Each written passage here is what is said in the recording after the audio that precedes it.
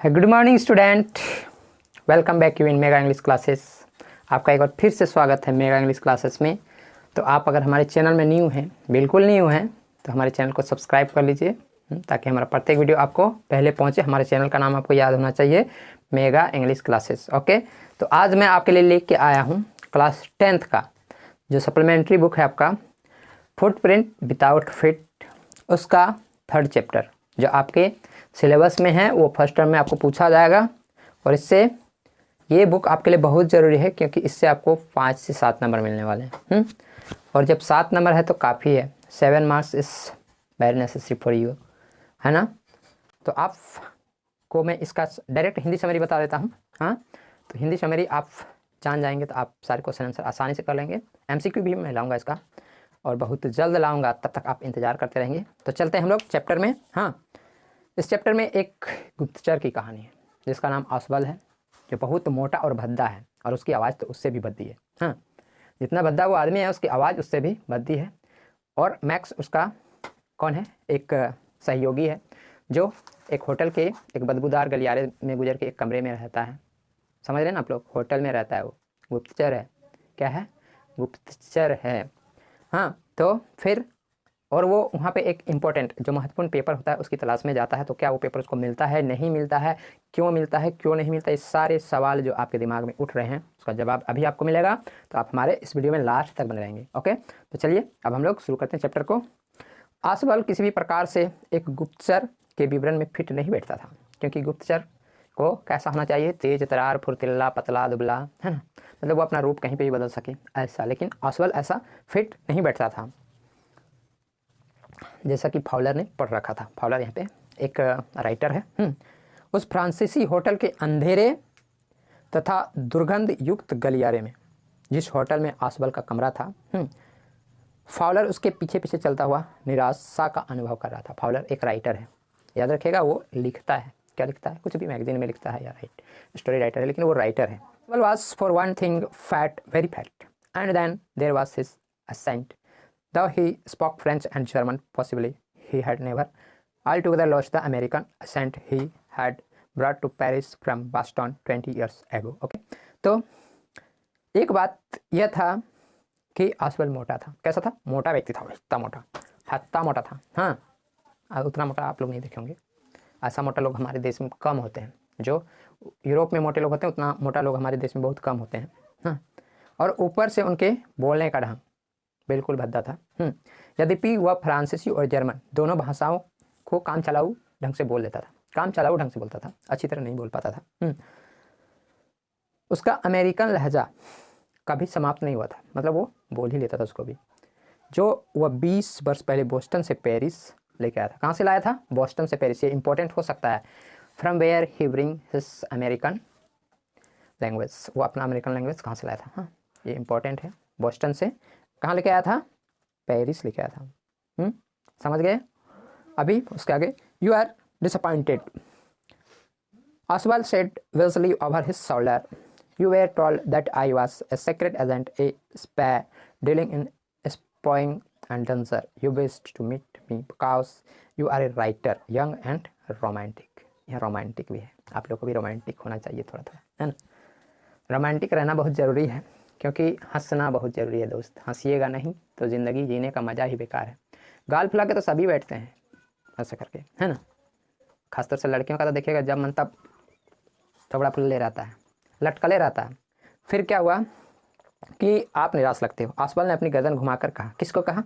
वो जो राइटर था उसको बोला। क्या बोला? कि आप निराश लगते हो, है ना। आपको बताया गया था कि मैं एक गुप्तचर हूँ।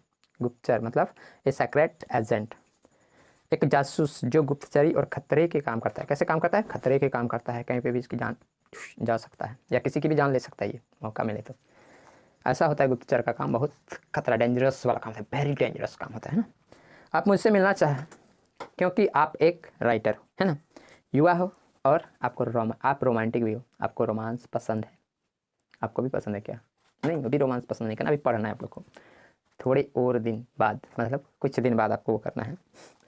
आपने रात के समय की रहस्यमय चीज़ों जैसे बंदूक से गोली चलने की आवाज़ या फिर शराब की बोतलों में नशीली दवाओं को मिलाने की आवाज़ सुनी होगी।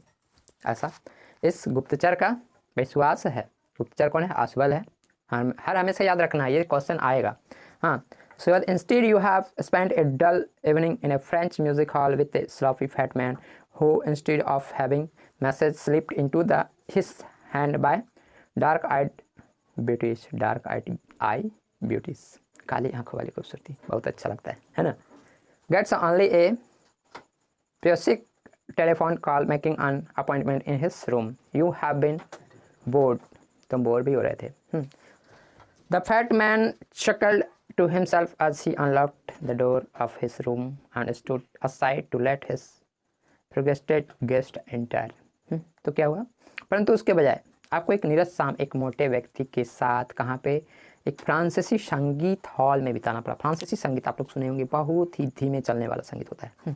ये इंडियन संगीत की तरह नहीं चलता है, कहाँ जालू हूँ ऐसे नहीं चलता है। हाँ, हमारे यहाँ इंडियन म्यूज़िक जो है कि बहुत फास्ट चलता है, सभी देशों से फास्ट चलता है, क्योंकि भारतीय बहुत तेज़ होते हैं, आपको पता है ना। और be proud to be an Indian, भारतीय होने के नाम पे आप लोग को गर्व होना चाहिए कि हम भारतीय हैं, भारत में पैदा हुए हैं, भारत में पले बड़े हैं।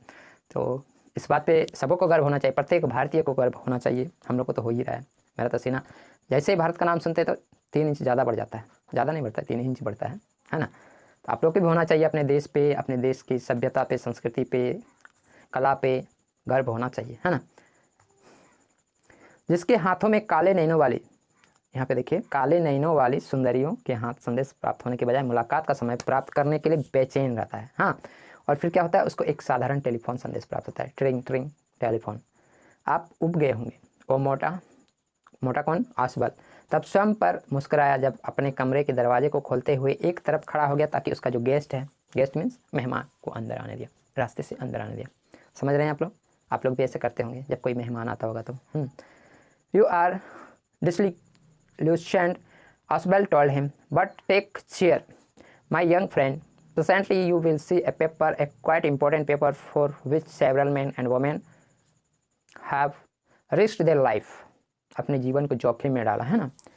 Come to me someday soon, that paper may well affect the course of history. जो इतिहास बदल सकता है, इतिहास बना सकता है, ऐसा पेपर इसके हाथ में आने वाला है। किसका? मोटुआ के हाथ में। हाँ, मोटू ऐसा बोलता है। अब क्या होने वाला है तो कहानी के अंत तक में पता चलेगा। In that thought this drama is they are not. और तुम सोचते हो ये नाटक है, लेकिन ये नाटक बिल्कुल नहीं है, ये हकीकत है ना। आप भ्रमित हो गए हो, आसबल ने उससे कहा। पर मेरे युवा मित्र, प्रसन्न रहो, खुश रहो, ऐसा होता जाता रहता है। शीघ्र ही आप देखेंगे कि एक महत्वपूर्ण कागज जिसके लिए अनेक लेडीज एंड जेंटलमैन ने क्या क्या अपने जान जोखिम में डाला, ऐसे कागज को मेरे पास आते हुए देखोगे, जरूर देखोगे। जल्द ही किसी दिन वह कागज इतिहास को भी बदल देगा, प्रभावित करेगा। और इस विचार में नाटक है, क्यों है ना, ये एक ड्रामेटिक है। As he spoke, Oswald closed the door behind him. Then he switched on the light. और जैसे उसने लाइट को स्विच ऑन किया तो क्या देखा? मैक्स अपने हाथ में एक ऑटोमेटिक रिवॉल्वर लेके खड़ा है। ये ऑटोमेटिक रिवॉल्वर क्या होता है? खुद चल जाता है, इशारे से भी चलता है। आजकल तो ऐसे क्या औजार आ गए हैं जो इशारों से भी चलता है। And as the light come on, flower had his first authentic thrill of the day, for halfway across the room, a small automatic pistol in his hand, stood a man. Oswald blinked a few times. Oswald क्या हो गया? डर गया। क्या हो गया? डर गया और अपनी पलकें झपकाते रहा। डर से कैसे करते हैं आप लोग? वैसे ही करने लगा, है ना। Max Wizard, you gave me quite a start. I thought you were in Berlin. मैंने क्या सोचा? तुम बर्लिन में होगे। What are you doing here in my room? तुम यहाँ मेरे रूम में क्या कर रहे हो? तो इस तरह से ये फर्स्ट पार्ट है, आपको इतना ही देंगे फर्स्ट पार्ट में। Okay, bye.